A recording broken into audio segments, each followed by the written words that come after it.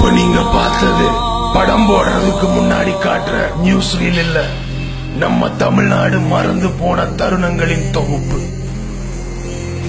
இது ஒன்னும் ஆன்மீக சொற்பொழிவோ கலை நிகழ்ச்சியோ கட்சி கூட்டமோ இல்ல, நம்ம மனசாட்சியை தொட்டு பார்க்க போற கூட்டம்.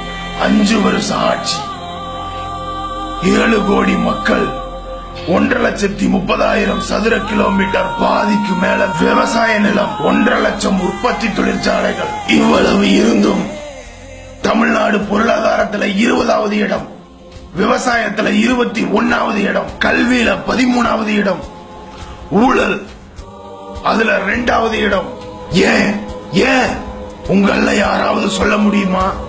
நல்ல முதலமைச்சர் கிடைக்கலீங்க, நல்ல மந்திரிகள் இல்லீங்க, நல்ல அதிகாரிகள் இல்லீங்க, நல்ல போலீஸ்காரங்க இல்லீங்க. மாற்றம் வேணும்னு ஜெயலலிதாவுக்கு ஓட்டு போட்டீங்களே, அவங்க என்ன செஞ்சாங்க? 2011 தேர்தலுக்கு முன்னால மக்களுக்கு வாக்குறுதிகளை அள்ளி விட்டீங்க. 5 வருஷத்துல பண்ண சாதனைகளை 36 நாள் பேசணும். 1.5 மணி நேரத்துல பேசுறேன்னு சொன்னீங்களே, ஆனா 36 நாள் இல்ல, 1.5 மணி நேரம் சொல்ற அளவுக்கு கூட எதையும் பண்ணல. உங்க ஆட்சியில வறுமை கோட்டுக்கு கீழே இருக்கிறவங்க குடும்பத்துக்கு 20 லிட்டர் சுத்திகரிக்கப்பட்ட குடிநீர் குடிக்கிறேன்னு சொல்லிட்டு 10 ரூபாய்க்கு அம்மா வாட்டர் வித்தீங்க. எல்லோருக்கும் தரமான வீடு கட்டி தருவேன்னு சொன்னீங்க.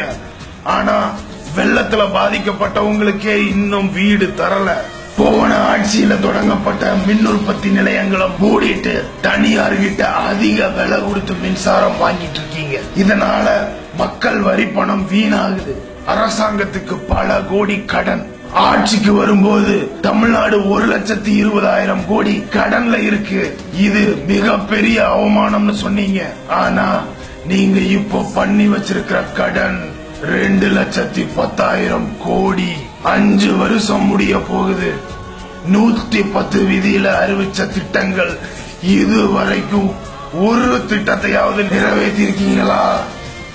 இல்ல பால் விலை உயர்ந்திருக்கு, பஸ் கட்டணம் உயர்ந்திருக்கு, மின் கட்டணம் உயர்ந்திருக்கு, கொக்கோ கோலா நிறுவனத்துக்கு நிலம் ஒதுக்கியதுல ஊழல், ஆவின் பால் ஊழல், கிரானைட் ஊழல், தாது மணல் ஊழல், மொத்தம் 26 துறைகள்ல ஊழல்.